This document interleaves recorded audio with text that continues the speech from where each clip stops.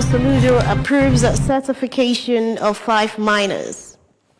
Anambra State government will soon commence street inspections of buildings and estates. Federal government will begin mpox vaccination on October 8, 2024. Woman stabs and injures 6 people on board in Germany. Here is this special message. Governor Chukwuma Soludo has come for a total turnaround maintenance of the Anambra State economy and promotion of core Igbo values. Let us give him maximum support for the task ahead. Details of the news. I am Priska Wanko. Following the environmental pollution and degradation caused by unauthorized mining activities in Anambra State and the consequential damage to Anambra roads constructed with taxpayers' money, mining was necessarily suspended. According to a press release signed by the Commissioner for Information, Sapo Musu, a special committee on mining reform was subsequently set up by Governor Chukwuma Soludo to place best standard of practice and screen operators for his approval. The release noted that the process has been completed and the governor has approved the certificate of 5 miners to resume the mining operations, but in strict compliance with newly prescribed modus operandi. It said the prospective operators in the state are enjoined to comply with the requirement for mining to enable them seek and obtain the governor's approval to commence their operations. Stakeholders have called for more accountability and transparency in management of the Nigeria Jubilee Fellows Program as United Nations Development UNDP.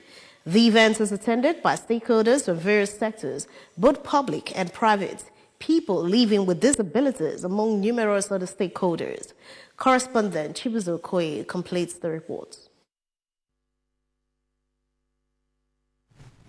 The Nigerian Jubilee Fellows Program, NJFP, is the federal government of Nigeria initiative co-funded by the European Union and implemented by the United Nations Development Program, UNDP. As a talent incubator, the program seeks to improve the employability of fresh graduates by connecting them to practical on-the-job skills through a 12-month paid placement opportunity in both private and public sector institutions across the country. The NJFP is designed as a scalable model for facilitating a transformative and impactful transition of fresh graduates from learning to earning. Speaking during the program, Mr. Chinedu Nwokolo, who is an impact learning analyst from the UNDP, said that the program is one of the best initiatives of the federal government as it will address youth unemployment, economic development, capacity building, as well as talent retention. The program really contributing to effectiveness and your productivity. We are building your capacity, and also as we move further, we are also looking at rolling out mentorship programs even for the MSMEs. All right? You'd also agree with me that some of the hosts of them, or some of these MSMEs, they have what they're supposed to, the basics. The Anambra State Commissioner for Economic Planning and Budget, Mrs. Chiamaka Nake, said that the state government will always support the program for fresh graduates in the state to maximally benefit from the program. I'm supporting it is not just by presence, but that we're going to absorb some of these fellows into the system and see how we can actually nurture them. At least everyone will get busy. And to say that we're all working together to actually provide drive economic development, because once they get busy, they learn one or two things. They can multiply that knowledge beyond what you can even imagine.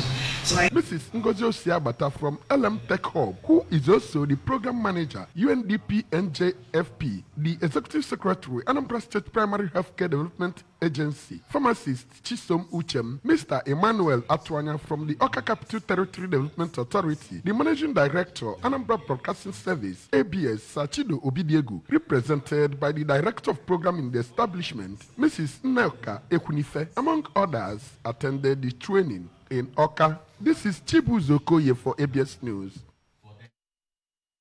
Anambra State government says it will soon start street inspection of buildings in all the estates in the state to ensure conformity with international standards.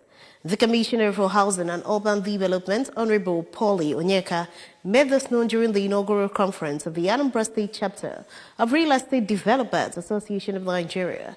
Correspondent Ngozi Biliri brings the reports here. The event was attended by members of the Real Estate Developers Association of Nigeria from across the country. The chairman, Anambra State House Committee on Lands, Honorable Jude Apwa, past and present executives, members of REDAN, developers, among others. Addressing the gathering, Honorable Onyeka said that he was happy that REDAN has now come to Anambra and announced that the state is on course to launch globally acceptable real estate that would give investors satisfaction for their money, and that the state has a series of bills which one has been passed, all to ensure that everything about real estate and housing are done expertly and in the best standards. He said that one of the bills will prohibit people from taking water outside their compounds as part of the efforts geared towards controlling erosion menace in the state, and that it provides for every compound in the state to have catchment pits to collect all the water in their compound, and advised members of REDAN to come together and forge a common front towards achieving one goal, instead of going to commercial banks for loans individually. I'm very happy today, but I'm encouraging us to do something that will help us in this kind of business that needs billions. You must do it by joining forces together, financially and otherwise. That's the only way you can come up. In a keynote speech, a former national president of REDAN, Dr. Ugo Chime, who said that REDAN was established in 2002-2003, gave an insight into what real estate business is all about, how to invest in the business, and what to do to make maximum gain in the business. Dr. Chime called on the estate developers in the state to utilize the opportunity provided by the federal government through mortgage banks to give investors loan with an interest rate of 6% that would span to more than 12 years, instead of assessing loans from commercial banks that give higher interest percentage and have less number of years to offset. Real estate is defined as land and any permanent structure like a home or improvements attached to it. Real estate comprises both even commercial real estate, we have agricultural real estate, we have medical real estate, hospitals and medical real estate, we have tourism real estate like in hotels, we have other forms of real estate, industrial real estate like you have industrial parks. In an address, the Anambra State Chairman of REDAN, Dr. Sonny Nwachukwu, while appreciating his predecessors for working hard to ensure that the association booms in the state, called on developers to join the association to reap the benefits thereof, and said that they are happy with Governor Chukwuma Soludo in what he is doing in the state, promising to partner with his government to ensure that houses are provided to Ndi Anambra at an affordable price. REDAN is committed to keep all stakeholders informed, especially on the recent developments in the state's housing sector. Our gratitude sincerely goes to the Solution Governor, Professor Charles Chukwuma Soludo, whose desire is to aggressively address the housing deficit gap. In a vote of thanks, the past chairman of the association, Chief Law Nkwanta, appreciated all who came to be part of the event and thanked the Anambra State government, especially the Commissioner for Housing, for his advice and support. In Oka, I am Ngozi Obileri for ABS News. The 13th edition of Nnokwa Youth Forum was held over the weekend in Lagos State. Correspondent Justice Onyem of ABS Lagos Bureau reports that the program, which took place at Nnokwa Civic Center, Ejigbo, had in attendance children, women of Nnokwa, and other prominent members of the town residing in Lagos. His reports.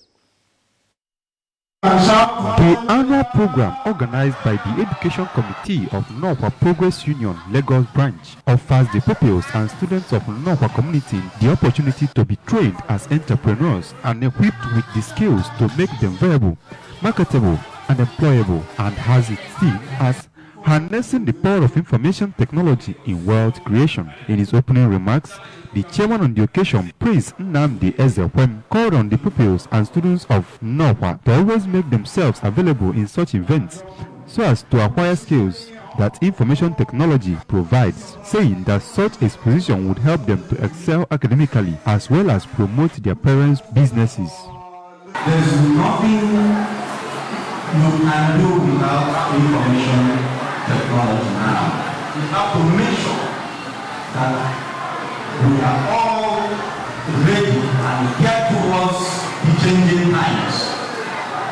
or else we will be left behind. In his address, the chairman of Nonhwa Progress Union Lagos branch, Nze Clement Ezebunam, pointed out that the opportunities information technology provides is enormous, stressing that if properly harnessed, it could be a powerful tool in transforming ideas. We take it as a event where the whole North come together, the youth. They interact, they learn, they know each other. It's for them to utilize the opportunity, what they learn today, to make an impact in their life, in the life of their family, because the next 5 years, 10 years, technology will take everywhere. Also in an address, the chairman of the Education Committee, Nonhwa Progress Union, Engineer Nnemeka Nwamara, appreciated all that contributed to the success of the program and promised that the committee would assist any student that will develop career in technology industry to any level he or she wants to attain in life. It has to do with information technology, and they were carried along and they were interested, found value, direct value to what they know on daily basis. So that's basically what I found very, very interesting about this year's Youth Forum. In their separate paper presentations, Dr. Jane Azoka, Messrs. Emzo Eza Basilim, Chizoba Ikenwa, and Stanley Odinaka narrated their experiences as development stages of the digital skills acquisition and encouraged the youth to choose a digital career for themselves and work towards developing it. Free medical mission, where both adults and children received attention to their health needs, was done through the program, while group discussions and presentations as well as dancing competition among children featured at the event. Award presentation to all the resource persons in recognition of their selfless efforts in impacting knowledge on the children climaxed the event. Aguleze Chukwu Youth Association, in partnership with Zamrai Foundation, has held a 3-day empowerment and awareness summit, Get Towards Nurturing the Youth for the Future. The summit, which has a theme as Youth Empowerment and Community Development, attracted youths from the community, stakeholders, among other dignitaries. Correspondent Chibuzo Okoye brings the details of this report. Speaking to newsmen after the exercise, the chairman on the occasion, architect Chukwu Okonkwo, who described the summit as worthwhile, called on the youths to always imbibe right morals, stay away from all forms of social vices, and urged the organizers to sustain such trainings to enhance youth development.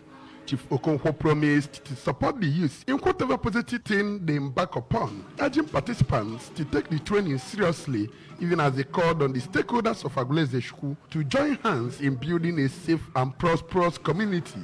The way the country is going these days, I want to engage Aguleze Chukwu youth into handworks and some other things to benefit their lives. I will also put in my effort and sponsorship. So we are very sure, at least if not one or two people at the various departments, I will make sure that we empower them after the training.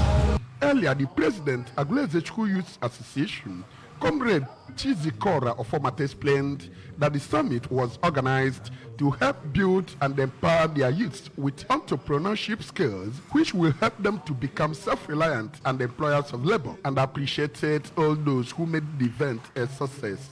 Comrade Ofomata further called on the youths to always do those things that will bring good names to them and that of their community for a better society. We will pick the best among them, like 20 of them. We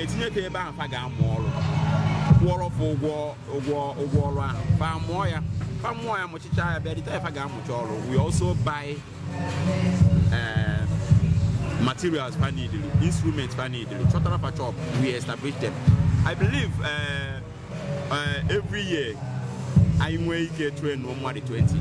Next year train more than 20. Next year train more than 20. Sky is our limit. The founder Zaram Life Foundation, Eukaria Onyemobi, among other resource persons, delivered empowerment lectures during the summit, which climaxed with the presentations of awards to some deserving individuals for their critical roles in youth development, including architect Okonkwo. From Aguleze Chukwu in Agwata local government area, this is Chibuzo Okoye for ABS News. The National Primary Healthcare Development Agency has said that the tentative dates to commence vaccination for mpox is October 8, 2024. The head of the Public Relations Unit at the NPHCDA, Remy Adeleke, will disclose this also stated that the vaccine deployment will begin from October 3 to 6, 2024. Adeleke said the date for vaccine deployment based on the current chronogram is from October 3 to 6, 2024, time to align with a 3 to 6 weeks period from vaccine receipt on August 27 for NAFDAC to conclude the regulatory procedures of sampling, traceability, and lab analysis. Adeleke added that the total population targeted in the 5 states is 4,750 persons who will receive 2 doses each, 28 days apart. He clarified that the target population is close contacts of mpox cases, health workers, and persons with low immune status, and the strategy to deploy. The head of the PRU said 2 sites per state are to be identified for vaccination. A woman has stabbed and injured 6 people on a bus in the western German city of Siegen. Police said the 32-year-old suspect is a German national and was arrested after the attack. At least 40 people were traveling on the bus at the time of the attack. Local authorities said at least 3 of the victims sustained life-threatening injuries. Police are trying to establish a motive for the attack, but say there are no indication that it was terrorism. The incident comes a week after the deadly knife attack in Solingen that left 3 people dead and 8 others seriously wounded. Sports. A resounding 2024 Olympics campaign saw the Nigeria senior women basketball team, the Tigers, move up to 4 spots from 12th to 8th in the latest FIBA working rankings released in Switzerland. Nigeria will retain their number 1 in Africa. France and Germany headline climbers as the USA proudly retains top spots after taking gold at the Women Olympic Basketball Tournament in Paris 2024, while several other nations also secured rises off the back of their great work at the showpiece event. The West African Giants, who jumped 4 places and into the top 10 of the rankings, sealed a rookie group phase victory, racked up 2 wins for the first time, and also became the first African nation to compete in the quarterfinals at the Olympics. Remember, you can follow news and programs in ABS from any part of the world via the following links. Follow our page at Edinburgh Broadcasting Service. Subscribe to our YouTube page at youtube.com/ABS Television. Or follow on Instagram at ABS Radio TV. You can also follow us on X, formerly Twitter, at ABS Radio TV. And follow our website, it's www.absradiotv.com. To end the news this morning, a recap of the main point. Governor Soludo has approved certification of 5 miners. Anambra State government is in commensurate inspection of buildings and estates. Federal government to begin mpox vaccination on October 8, 2024. A woman has stabbed and injured 6 people on a bus in Germany. To end the news, here is a special message. Governor Chukwuma Soludo has come for a total turnaround maintenance of the Anambra State economy and promotion of core values. Let us give him maximum support for the task ahead. And that ends the breakfast news at this time on ABS Television. Thanks for watching. I am Friska Wango. Good morning and a happy Sunday.